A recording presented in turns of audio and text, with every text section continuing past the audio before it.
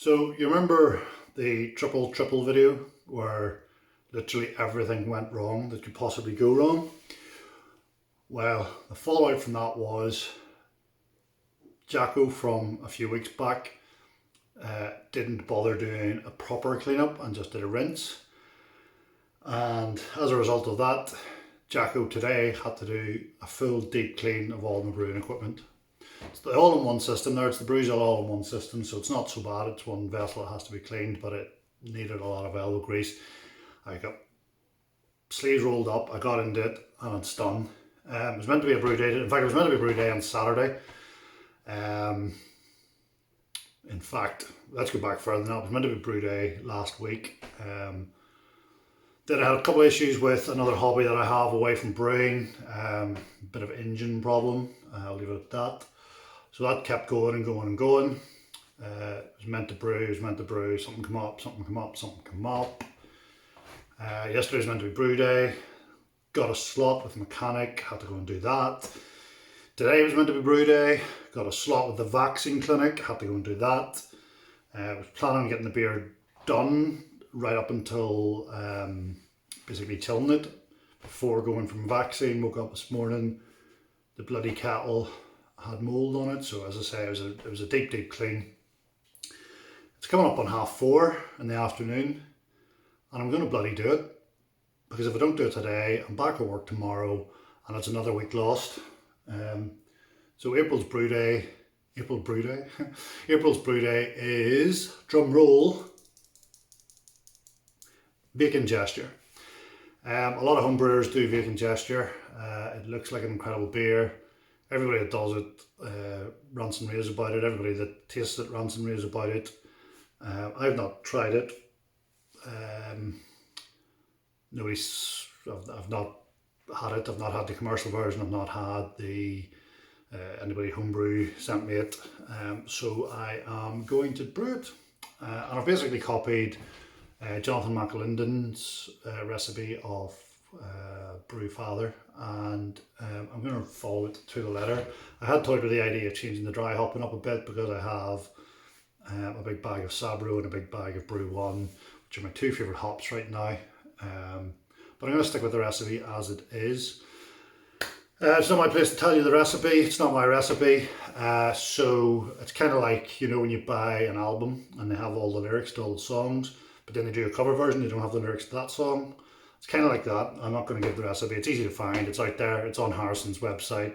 It's all over Brewfather. There's various different versions of it. People do their own twists. They change things up. The only thing I'm changing up is I am going to use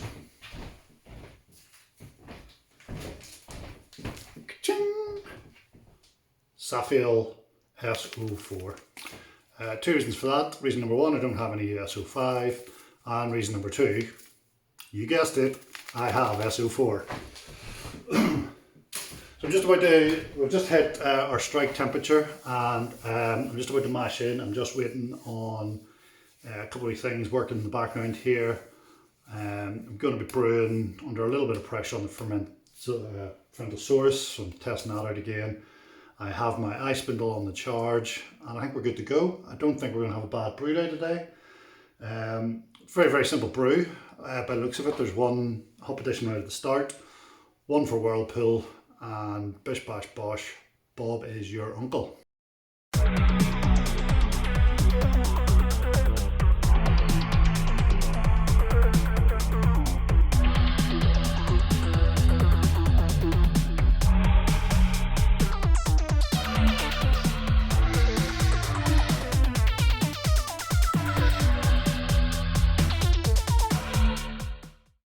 So all the sparge water has been added.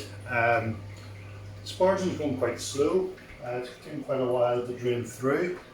I wasn't really expecting a stuck sparge in something like this. Quite a basic recipe. So I think in future any recipes that that aren't sort of brew packs as such, or recipe packs, I am going to add in some rice hulls from now on. I've done that with the rye IPA. Rye is obviously very sticky, notorious for blocking up the sparge process.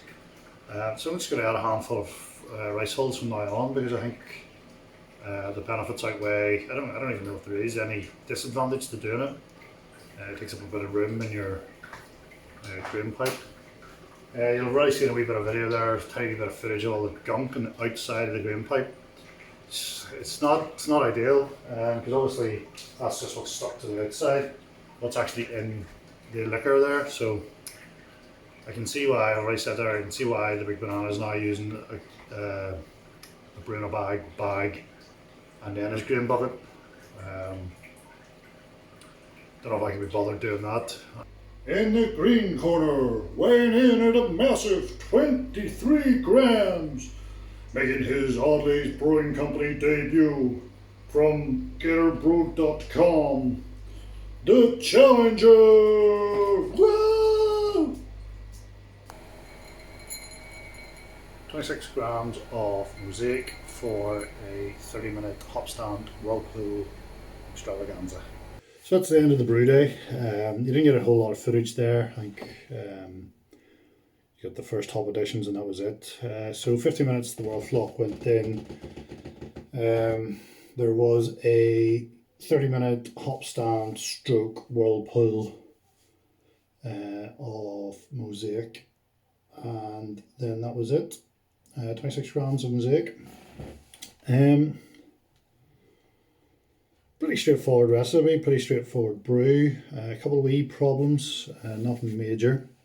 The major problem that I had was that my dishwasher decided that halfway through the boil would be a good time for it to shit itself. So dishwasher leaked all over the floor, so spent my time doing that. A little bit down on my fermenter volume. I only got 19 litres out, and I also got a load of crud shite out of the boiler, which I normally try to avoid. Just trying to scrape that extra litre out, which normally I don't do. So a wee bit annoyed with myself about that, and just annoyed in general.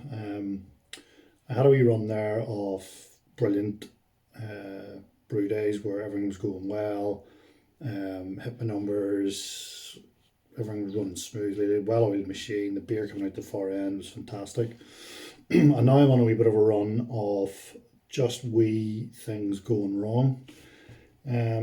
So I'm going to have to really look at my strategy again. I put, we mashed with 16, almost 17 litres, and then we sparged with 10 litres. Now I know you don't get the 26 or the 27 litres out from that because the grain sucks some of it in, but I only got somewhere in the region of, what did I say it was, 21 litres, which isn't right. First of all, I think it was less than that, and also it was meant to be 25, so that's a wee bit annoying. Secondly, then out of that, then I only got 19 litres into the fermenter, which is down considerably. But then as a product, as a consequence of all that, when I check on my ice spindle, sorry, it's actually moved while I'm talking to you there. When I check my ice spindle, the current gravity, and it's literally been in the fermenter 10 minutes, is 1049. The recipe calls for 1039, so I'm plus 10 on that. Now that if that ferments out the way it's meant to, it'll give me a beer at 5.1%, which is somewhat closer to what I would actually drink normally, but it's not true to the actual recipe and true to Harrison's brewery. So we were miffed about that. So that's a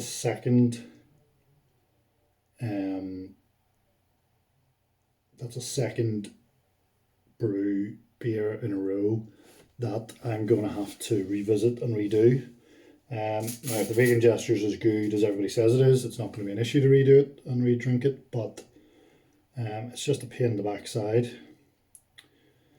So yeah, it is what it is. It's in the fermentosaurus now, under a wee bit of pressure, and it's just going to brew out, ferment out. Did do a starter, just as you see in the SO4.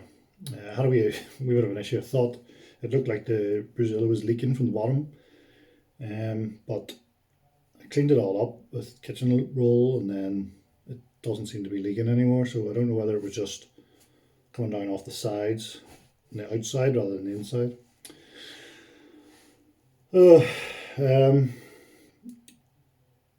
I'm going to have to leave cleaning until tomorrow, which, given the disaster start of the brew day I had with discovering that everything was stinking, it's probably not the best idea, but it's dark outside and I'm tired and I work in the morning. So first thing I'm going to do tomorrow when I get up through the door is get out the back garden and hose everything down and hopefully get it all nice and clean. There is a dry hop. There's two dry hops in this, Mosaic, both of them on day 5 and on day 7, which I must remember to actually put into my diary.